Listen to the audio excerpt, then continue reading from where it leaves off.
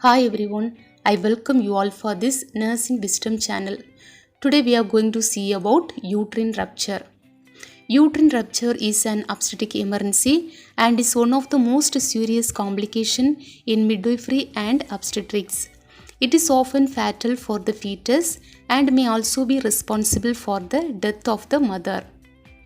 Definition: dissolution in the continuity of the uterine wall any time beyond 28 weeks of pregnancy called rupture of the uterus. Dissolution, that means any disruption or interruption in the continuity of the uterine wall. Uterine wall consists of endometrium, myometrium and perimetrium.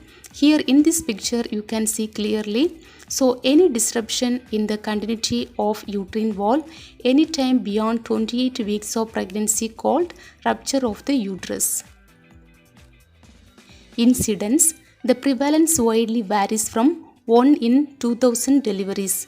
During the past few decades, prevalence has been found to be almost static, whereas improved obstetric care reduces the rupture from obstructed labor. But there has been increased prevalence of scare rupture following increased incidence of cesarean section over the years. Etiology: the causes of rupture of the uterus are broadly divided into spontaneous, scare rupture and iatrogenic. Spontaneous causes: here we will see what are all the factors will cause uterus to rupture spontaneously. Under this, we will see factors that cause spontaneous rupture during pregnancy and during labor. First, during pregnancy. During pregnancy, the following factors will cause uterine rupture. They are dilatation and curettage operation. DNC procedure will do to treat incomplete abortion and also to take endometrium sampling for diagnostic purpose. This procedure may weaken the uterus and cause rupture while the uterus undergoing continuous expansion. Next factor is manual removal of placenta. In case of retained placenta, if the placenta not gets separated spontaneously, we'll do manual removal of placenta. In this, insert the hand by keeping the fingers tightly together into the uterus and detach the placenta from the implantation. This procedure also may weaken the uterus and cause spontaneous rupture. Next factor is multipara. Multipara means one who has delivered 2 or more times. Due to multiple deliveries, the uterus becomes weak and may cause spontaneous rupture. Next factor is bicornuate uterus. It is otherwise called as double uterus. It is a rare congenital condition of uterus. In this, uterus has 2 sides instead of being one hollow cavity. In this type of uterus, the growing fetus will not get adequate space for growing and continuous expansion of uterus may cause spontaneous rupture. Next factor is perforating mole. Perforating moles or otherwise called as hydatidiform mole. It makes holes or perforation in the uterine wall and leads to rupture of uterus and hemoperitoneum, which is life-threatening to the patient. In this picture you can see how the moles is perforating outside. So this type of mole will cause uterine rupture. Next factor is abruptio placenta. Abruptio placenta means premature separation of placenta. After separation of the placenta, that separated uterine site is more vasculature site and more fragile to rupture. So there is the chance of uterine rupture. Next factor is covalent uterus. Covalent uterus, also known as uteroplacental apoplexy. It is a life-threatening condition in which loosening of the placenta, that means abruptio placenta, causes bleeding that penetrates into the uterine myometrium, forcing its way into the peritoneal cavity. This condition makes the uterus very tense and rigid and about to rupture. Next, we are going to see about factors causing spontaneous rupture during labor, that means during delivery. Under this, we can divide the causative factors into two: obstructive rupture and non-obstructive rupture.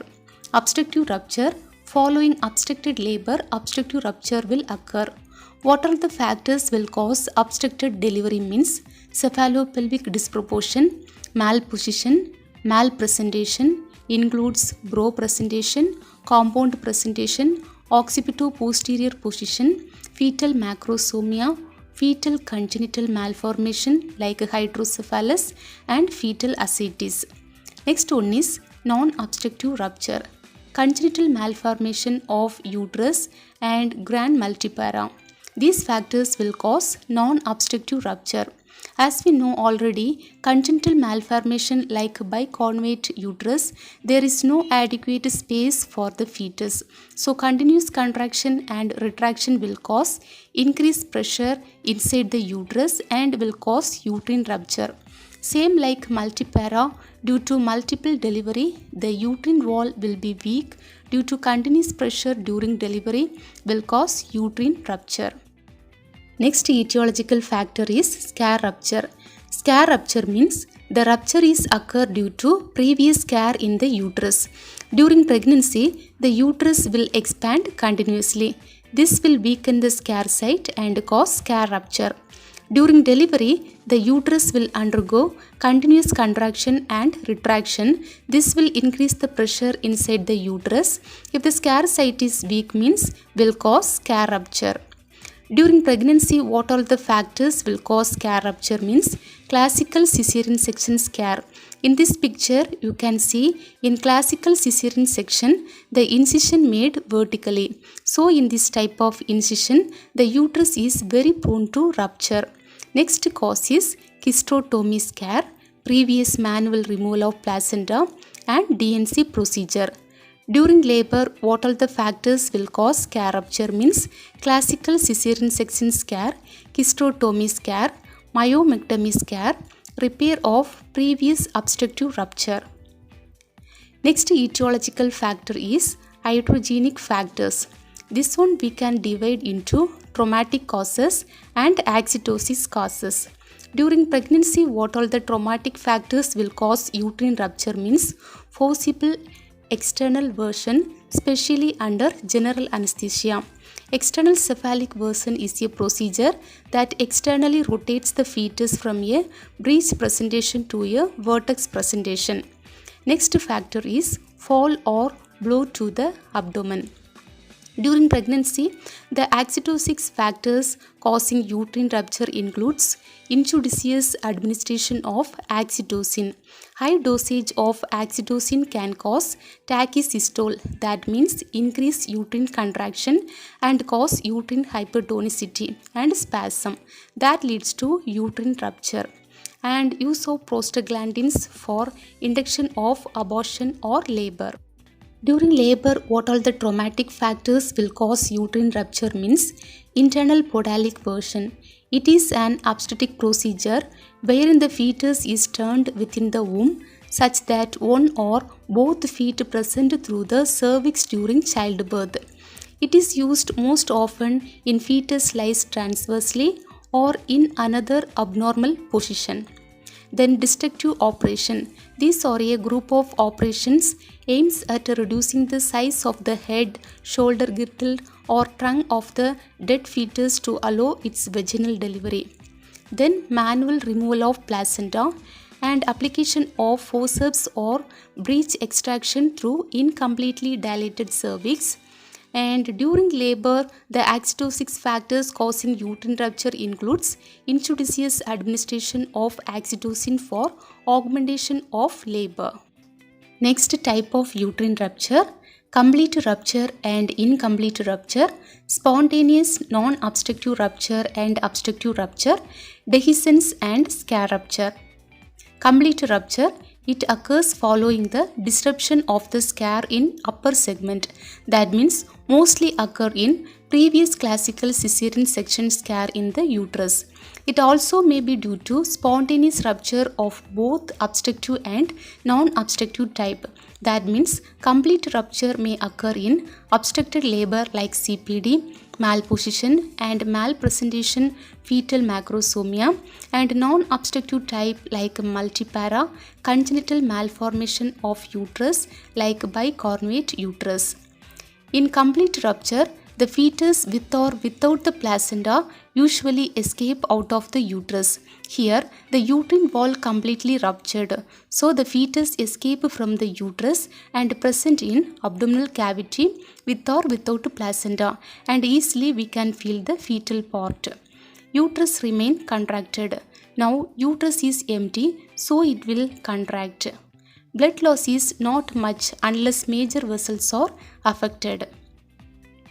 Incomplete rupture, it usually results from rupture of the lower segment scare or extension of a cervical tear into the lower segment with the formation of a broad ligament hematoma. Incomplete uterine rupture mostly occur in previous LSS scare or due to extension of cervical tear, and it will cause injury to uterine broad ligaments, that is supportive system of uterus, and will cause broad ligament hematoma. In incomplete rupture, both the fetus and placenta remain inside the uterine cavity, or part of the fetus may occupy in between the layers of broad ligament. Here, the uterine walls not completely rupture, so the fetus remains inside the uterus, or fetal part may be occupy space in broad ligament. Next type is spontaneous non-obstructive rupture. Spontaneous non-obstructive rupture usually involves the upper segment and often involves the fundus. So this type of rupture occur in upper segment of uterus, mostly in fundus. Mostly this type of rupture occur in grand multipara and congenital malformation of uterus like bicornuate uterus. Obstructive rupture, in obstructive type, the rupture involves the anterior lower segment transversely and often extends upward along the lateral uterine wall. Obstructive rupture, already we know, it is occur due to obstructed labor. Causes include CPD, malposition, malpresentation, macrosomia, narrow pelvis. In this, the tear occur anteriorly, that means front part of uterus. Then mostly tear occur in lower segment of uterus, and tear occur transversely, and the tear may extend upward and go lateral side of uterus. The margin are ragged and necrosed. Here, obstructive tear occur due to inadequate space and increased pressure inside the uterus. So don't know where and how it will tear. That's why the margins are ragged. That means without clear margin, here and there it will rupture. And due to lack of blood supply, the ruptured margins will be necrosed. On occasion, the posterior wall may be involved due to motion with the sacral promontory. That means due to inadequate space, the uterus may get motion or rub and friction with the sacral promontory of pelvis, and there is the chance the tear occur in posterior wall of uterus. This type of rupture also occur in previous scare uterus. So here, disruption of part of scare will occur and not the entire length. Fetal membranes remain intact. Bleeding is almost nil or minimal. Scare rupture, here disruption of entire length of the scare will occur. Fetal membrane also will get rupture, varying amount of bleeding from the margins or from its extension. Next, signs and symptoms of uterine rupture.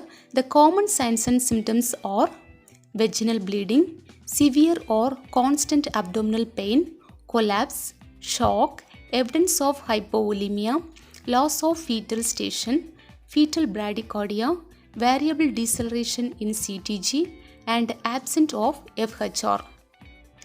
Next, diagnosis of uterine rupture. There is no specific diagnostic evaluation. According to the signs and symptoms, the type of uterine rupture will be diagnosed. The salient diagnostic features of different type of uterine rupture are as follow. First, we will see diagnosis during pregnancy. Under this, first one is scare rupture. If scare rupture occur during pregnancy, what are the signs and symptoms the patient will have means dull abdominal pain over scare with slight vaginal bleeding. On palpation, varying degree of tenderness. FHS may be irregular or absent. The symptoms may not be always dramatic in nature. Sometimes there is silent phase. That means always the patient will not get symptoms, sometimes asymptomatic. Soon or later, suddenly the rupture become complete. The patient will have the sense of something giving way, accompanied by acute abdominal pain and collapse. Diagnosis is self-evident. That means the patient will have the feeling something teared and something coming out like that. Next one is spontaneous rupture in uninsured uterus. Usually it occurs in multiparous women. Onset is acute but sometimes insidious. Acute means sudden in onset. Insidious means it develops gradually. That means slowly. In acute type, what all the signs and symptoms will have means features of shock, acute tenderness, palpation of superficial fetal part, FHS absent if rupture completely, acute abdominal pain, fainting attack and collapse. Insidious onset, diagnosis is confused with concealed accidental hemorrhage or rectal sheath hematoma. In this, the diagnosis is accurately unable to made because the symptoms will get confused with concealed accidental hemorrhage or rectal sheath hematoma. Next one is rupture following fall, blow or external version or use of oxytocin. In this condition, uterine rupture occur means what all the symptoms will be there means acute abdominal pain, slight vaginal bleeding, rapid pulse, uterine tenderness, and confirmation is done by laprotomy. Next, diagnosis during delivery. Let's see the symptoms of scare rupture during delivery. Upper segment scare rupture. In previous classical cesarean section or hysterectomy scare, the upper segment uterine rupture will occur. Onset is acute. Symptoms is same as that of during pregnancy. Lower segment scare rupture. Onset is insidious, that means gradual. Silent rupture. Confirmation is done by laprotomy. Next, spontaneous rupture in uninsured uterus. It has two phases, premonitory phase and phase of rupture. Premonitory phase, initially pain becomes severe and come at quick intervals. Gradually pain becomes continuous and mainly confined to the suprapubic region. On examination, patient will be dehydrated, exhausted, pulse rate and temperature increase. On abdominal examination, abdomen looks distended, tenderness at lower segment, Baddel's ring may be visible, FHS absent or fetal distress may present. On vaginal examination, vagina becomes dry and edematous. Phase of rupture. Here the mother will have the sense of something giving way, dull aching pain with stoppage of uterine contraction. On general examination, features of shock. Abdominal examination, superficial fetal parts may felt, FHS absent, uterine contour absent, two separate swellings, one contracted uterus and the other fetal ovoid shape. On vaginal examination, recession of presenting part, varying degree of vaginal bleeding. Next one is spontaneous non-obstructive rupture. At the height of uterine contraction, the contraction is suddenly ceased. That means stop with an agonizing bursting pain. That means severe intolerable pain followed by a relief with cessation of contraction. Next, management of uterine rupture. In management, depending upon the state of the condition, either resuscitation is to be done followed by laprotomy, or in acute condition, resuscitation and laprotomy are to be done simultaneously.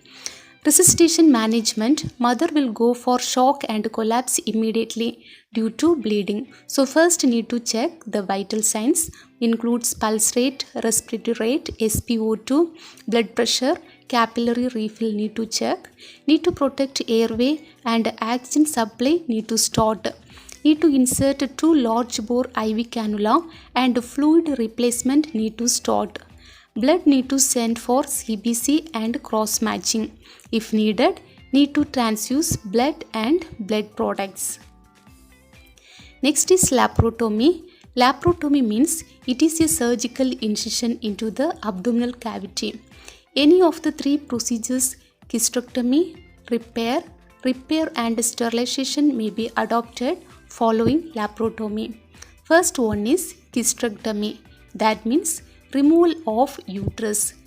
They might do subtotal hysterectomy or total hysterectomy.